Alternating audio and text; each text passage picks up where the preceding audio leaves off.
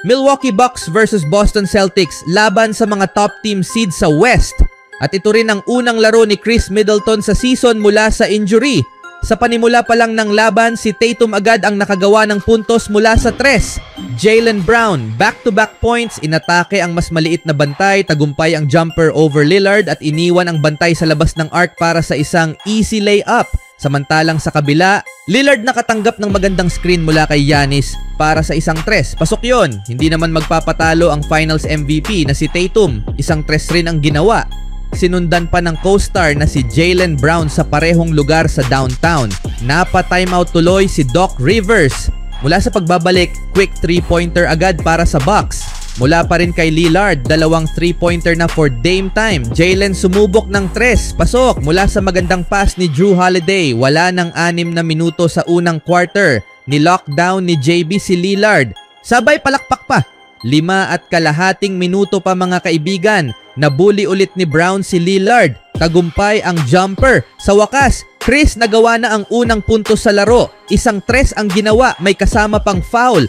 Pagbabalik mula sa timeout, Chris Middleton agresibo na. Tagumpay ang jumper over Al Horford. Score, 25-29 in favor of Boston.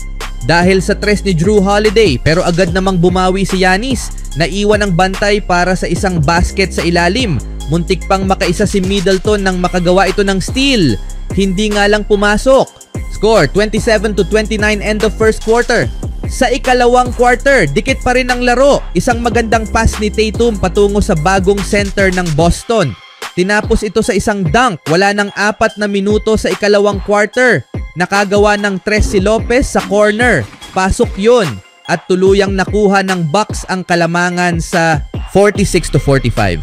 Dahil sa 3 mula kay Trent Jr. naging 3 na nang kinuha ni Lillard ang advantage sa depensa ng Boston. Pasok yon over sa dalawang defender. Lillard gustong gumawa ng play. Nahanap si Giannis sa gitna. Tagumpay. Sinubo sa ring mga kaibigan. Samantalang Jaylen Brown, kinukuha talaga ang advantage over Lillard. Tagumpay pa rin ang hustle sa ilalim. Speaking of hustle, Giannis bumawi ng pinisikal si Jrue Holiday sa paint habang inilgay na ang bola sa ring.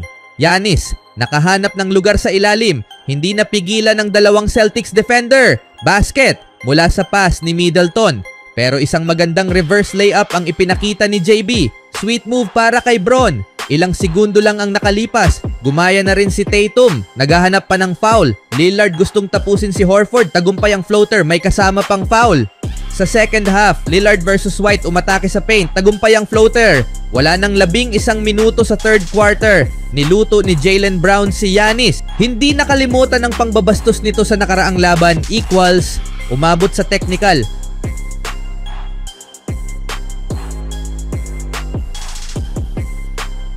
Dalawang puntos na lang ang leading ng Bucks nang uminit si Horford sa 3. Pasok yon. Giannis over Jrue Holiday ulit. Hindi talaga kaya ni Holiday si The Greek Freak. Tagumpay ang floater sa ilalim. Wala nang 7 minuto sa third quarter.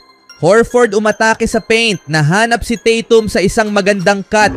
Dunk yun. Giannis inararo si Jrue Holiday. Mintis ang floater. Buti na lang nilinis ito ni Lopez. Bucks nagmamadali. Nahanap ni Middleton si Lillard sa labas ng arc. Pinuto lang tay, leading ang Bucks ng 3. Ngunit Jaylen Brown hindi rin magpapatalo. 3 rin ang ginawa over Chris Middleton. Pero Giannis versus Brown again. Unstoppable talaga ang dalawang beses na MVP.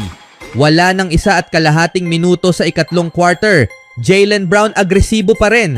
Madali lang nakahanap ng butas.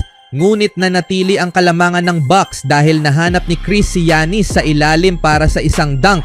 Score, 82-78 in favor of Bucks. End of third quarter. Sa ika-4 na quarter, si Tatum naman ang unang nagtrabaho sa Boston. Back-to-back 3, yung isang may kasama pang foul. Dame time, naghahanap ng daan. Iniwan ng dalawang bantay. Pasok ang layup, wala nang 9 na minuto sa fourth. Tie ang laro dahil sa magandang pagkakataon para kay White.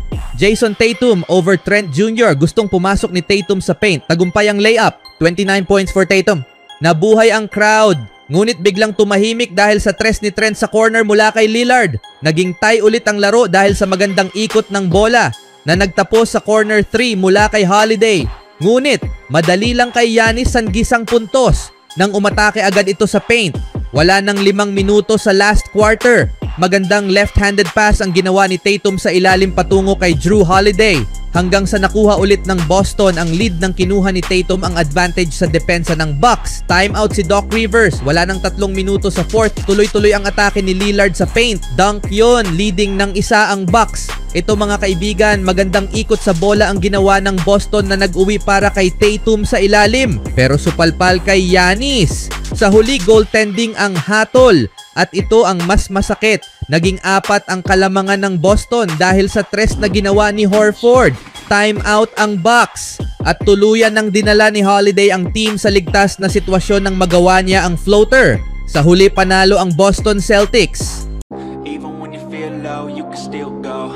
Even when you feel slow, you can still go. Even when there's no hope, you can still go. I never answer to no, man, I still go. Go, go.